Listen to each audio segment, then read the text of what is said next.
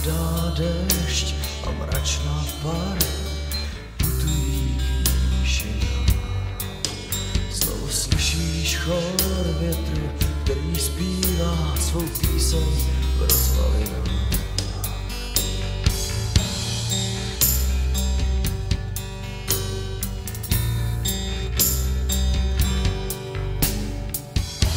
Jen křídla mávnou a orel může se vznést.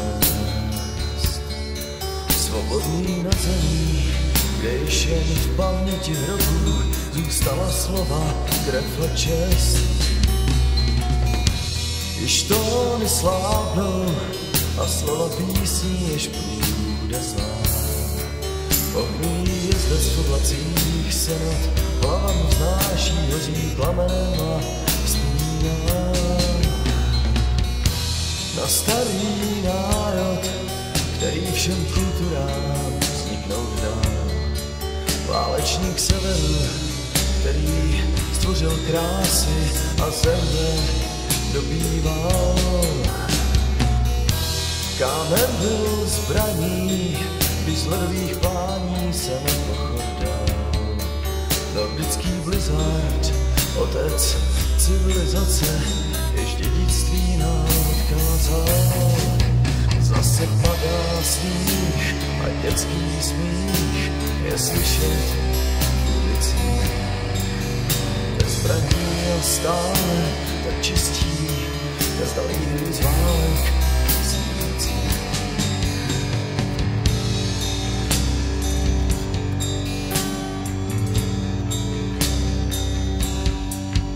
Oči blankitné, ruce sepjaté, na kolenou se modlí Bohu falešným modlám úpadku, když vrazi z kříži vrtili dál. Pak netvor mohl se líbil a znova, zatočil lid a zbyl jej v důrách. Však čas se kázal, že soumrak Bohů věčnost netrvá. Ten ledovým chrámem ultima tvůle dva blesky z žitů vykoval. Legion hromů, rytíři se pod znakem slunce vaší ctí byla věrnost a právosty vyvolení. Železný orel znovu křídla roztáhl let, a ve zvonku miléní svou naději spatřil svět. Ve víru válek, kdy voda v řekách se změnila v krev, která protekla pod vedenými národy, stýraný lid byl znovu v okovech.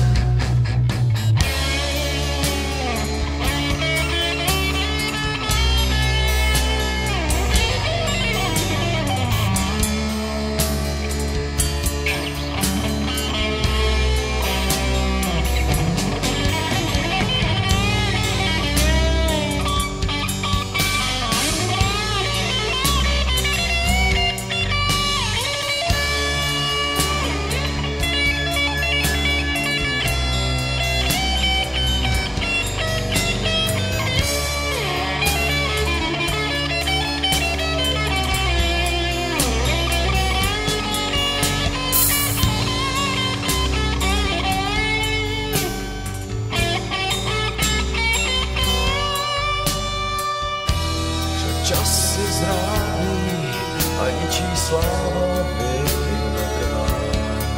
Jen toho jména, jež je chudý a půdou v paměti asi přetrvá. Tak pohled vzhůru, obloha temně lidou barvá. Zas budou padat hlavy nepřátel a zrádců, Fénix křídly zamává. Po stopách dědiců severských plání, jejichž kultem bylo slunce a bohové univerza. prošlétlých věků, zavátých sněhem a zalitých krví, která prosakuje stránkami našich dějin. Znovu, jako již mnohokrát předtím, se v rukou hrdinů ocitnou meče a štíty zdobily znaky předků. Znovu z tisíců hrdel zazní archaickým jazykem. Tudvertur, Helgavet Hétalk Hindra Lajelska.